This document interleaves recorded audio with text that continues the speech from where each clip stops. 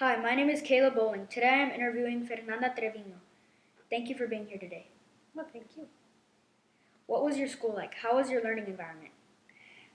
I was born in Mexico City and I came to San Antonio when I was 13. I went to a private school. My school was a very small school. There was only one eighth grade classroom. Did you speak English? Yes, when I came to San Antonio, I knew some English. I still was not very fluent and I was very shy. I didn't want to speak in front of people. Was speaking Spanish a problem at school? No, there was only one other classmate that spoke Spanish, and she and I would always talk to each other in Spanish. And some of the other kids were very jealous because they thought we were talking about them, so they would sometimes say comments like, "Oh, are you talking about me speaking English?" But it was always playful. Let's talk about affirmative action. Do you feel affirmative action played a role in your education or education of your family members? Um, I don't think it played a role. I do think that it is something very important that helps a lot of people. But in my case, I don't think it had anything to do with my education. Do you agree or disagree with the idea of affirmative action? I think that there's a lot of people, especially Latino people, that have a disadvantage in going to college and universities. And I think affirmative action does help them achieve their goals. Is there any ideas that you could think of that would help Latinos achieve a better education?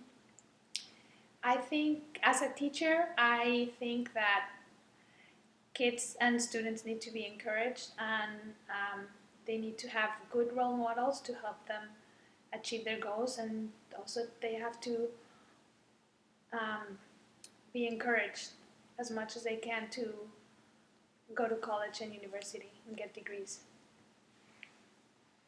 Last year, the Texas Board of Education voted 11 to 3 to offer a class on Mexican American studies to public high schools to students. Do you agree with their decision? Yes, I think that the more that we can learn about our culture, the the best outcomes we're going to see with people understanding other cultures. I think that having a class on Mexican American studies is going to be very interesting, and it's going to help a lot of people understand their culture better. Um, let's talk about the DREAM Act.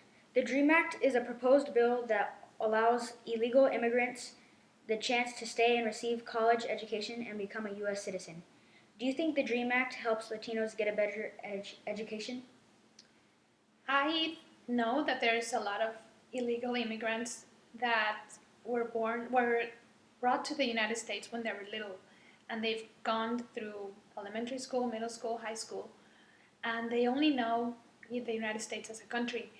And when they are graduating high school and they want to go to college, they do not have the funds, and sometimes they cannot find the ways to even apply to university. So I think the DREAM Act is very, very good for those students that, even though they might be illegal immigrants, they are as American as everybody else that went to school with them since kindergarten. So the DREAM Act is a great opportunity for them to further their studies and to become better members of our society. Thank you very much for taking time to do this interview. You have been very helpful. Oh, thank you.